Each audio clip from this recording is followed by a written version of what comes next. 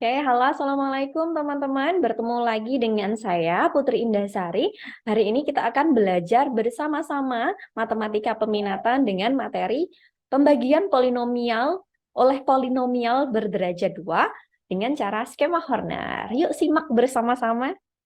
Oke, polinomial dengan skema Horner bisa juga kita sebut dengan pembagian cara sintetis. Nah, di sini dari skema Horner ini ada 3 jenis pembagi. Yang pertama adalah X dikurang K, kemudian AX ditambah B, kemudian yang ketiga adalah AX kuadrat ditambah BX ditambah C. Nah, ini yang nanti akan kita bahas bersama-sama, polinomial berderajat 2 ya. Kemudian yang kedua adalah pembagian polinomial dengan skema Horner-Kino. Nah, sesuai namanya di sini, skema Horner-Kino ini dicetuskan oleh Bapak Sukino. Ya, dan ini merupakan pengembangan dari skema Horner yang ada di atas tadi yang sudah kita sebutkan ya. Nah, perbedaan dari kedua skema Horner ini, skema Horner dengan skema Horner-Kino ini adalah skema Horner hanya terbatas oleh pembagi per derajat 2 yang bisa difaktorkan. Sedangkan skema Horner-Kino bisa dipakai untuk pembagi jenis apapun, baik yang bisa difaktorkan ataupun yang tidak bisa difaktorkan. Itu ya perbedaan dari keduanya. Ya, kita langsung ke contoh soalnya ya. Pembagian polinomial dengan skema Horner atau sintetis. Nah, di sini hasil baginya adalah H2 X dibagi A. H2 ini adalah hasil dari pembagian skema Horner yang kedua oleh K2 tadi. Nanti kita akan belajar bersama-sama. Kemudian A ini adalah koefisien dari X kuadrat pembagi dari polinomial tadi. AX kuadrat ditambah BX ditambah C. Oke, yang selanjutnya adalah sisa pembagian. Sisa pembagiannya ini adalah S2X dikurang S2K1 ditambah S1. Nah, S2 ini merupakan sisa pembagian yang kedua. K1 adalah pembagi yang pertama. Dan S1 ini adalah sisa yang pertama. Ya, contoh soalnya. Tentukan hasil bagi dan sisa pembagian polinomial 2x pangkat 4 ditambah 7x kuadrat ditambah 2x dikurang 7 oleh x kuadrat ditambah x dikurang 2. Nah, jawab. Nah, langkah pertama seperti yang sudah dijelaskan pada slide sebelumnya nih, skema Horner ini syaratnya adalah pembaginya harus bisa difaktorkan. Maka kita langkah pertama adalah memfaktorkan pembaginya terlebih dahulu. X kuadrat ditambah X dikurang 2 kita faktorkan menjadi X ditambah 2 dikali X dikurang 1. Nah, selanjutnya kita cari nih pembuat nol dari faktor-faktornya tadi. Yang pertama kita sebut atau kita beri nama dengan K1. K1 sama dengan negatif 2 dan K2 adalah 1. Nah, di sini juga yang perlu diperhatikan oleh teman-teman, pemilihan K1 dan K2 ini bebas ya untuk skema Horner. Yaitu K1-nya boleh 1, K2-nya boleh negatif 2, atau boleh sama seperti saya ya.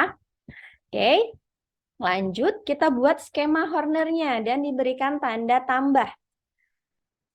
Nah, kemudian kita tulis K1-nya di sebelah kiri, kemudian kita tuliskan seluruh koefisien-koefisien dari polinomial yang dibagi sampai ke konstantanya ya.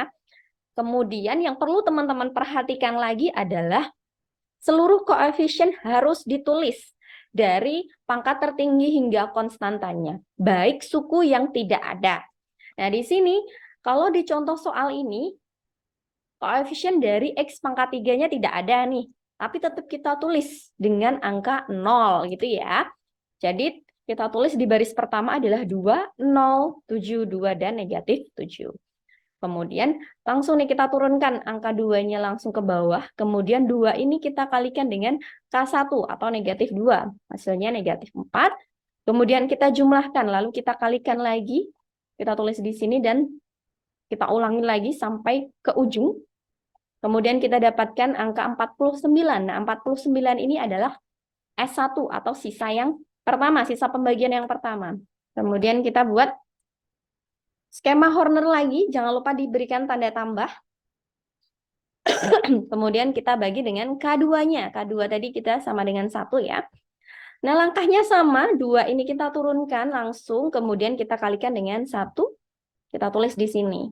Itu 2. Negatif 4 ditambah 2 adalah negatif 2. Kemudian kita kalikan lagi dengan cara yang sama. Sehingga kita dapat sampai ujung di sini stop ya. Tidak negatif 15 tidak kita kalikan 1 lagi karena ini tidak lagi ikut ke dalam skema Horner yang selanjutnya. Maka negatif 15 ini merupakan sisa yang kedua. Nah, dari sini kita sudah bisa menyimpulkan bahwa hasil bagi adalah 2x kuadrat dikurang 2x ditambah 13.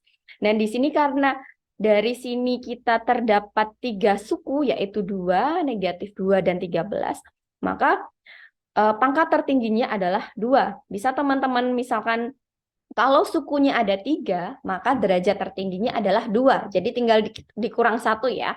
Kalau di sini koefisiennya atau sukunya ada 4, maka pangkat tertinggi dari hasil baginya adalah 3. Gitu ya, dan seterusnya. Kemudian sisanya adalah seperti rumus yang tadi, S2X dikurang S2K, 1 ditambah S1, tinggal kita masukkan, sehingga didapatlah negatif 15X dikurang negatif 15 dikali negatif 2 ditambah 49. Hasilnya adalah negatif 15X ditambah 19. Yeay. Paham ya? Kita lanjut ke skema Horner-Kino. Oke, yang kedua adalah pembagian polinomial dengan skema Horner-Kino. Nah, misalkan di sini polinomial fx sama dengan px pangkat 4 ditambah qx pangkat 3 ditambah rx kuadrat ditambah sx ditambah t dibagi oleh polinomial px sama dengan ax kuadrat ditambah bx ditambah c. Nah, di sini langkah yang pertama untuk mengerjakan pembagian polinomial dengan skema Horner-Kino ini adalah kita menentukan K1 dan K2 nih. Nah, K1 ini rumusnya adalah negatif C dibagi A dan K2 adalah negatif B dibagi A. Nah, di sini kalau di skema Horner biasa tadi, kita bisa membolak-balik atau menukar K1 berapa, K2 berapa, atau sebaliknya. Namun di skema Horner-Kino ini kita tidak bisa menukar-nukarnya ya. Jadi memang sudah ada rumus patennya, yaitu K1 sama dengan negatif C per A, K2 sama dengan negatif B per A. Oke, gitu ya. Selanjutnya kita mengikuti pola skema Horner-Kino nih. Ada sedikit perbedaan dari yang skema yang sebelumnya tadi. Nah, di sini bisa kita lihat, sama kita menuliskan koefisien hingga konstanta dari polinomial yang dibagi. Kemudian di sini langsung kita tulis nilai K1 dan K2 yang sudah kita tentukan lagi.